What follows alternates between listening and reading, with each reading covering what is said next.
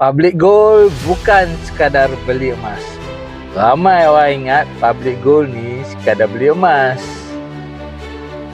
Sebenarnya lebih daripada tu. Dalam public gold, kau bukan sekadar simpan emas. Kau boleh jadi penyimpan, simpan sikit-sikit setiap bulan, bina aset. Dan kalau kau nak, kau juga boleh jadi dealer buat bisnes. Bantu orang lain mula simpan emas. Dalam masa yang sama, kau boleh generate income. Bezanya simple. Penyimpan fokus kumpul emas. Dealer kumpul emas dan bantu orang kumpul emas. Soalan dah sekarang, kau nak simpan je atau nak bina dua-dua sekali?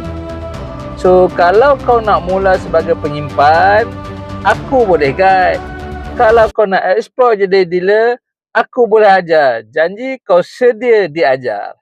DM aku PG.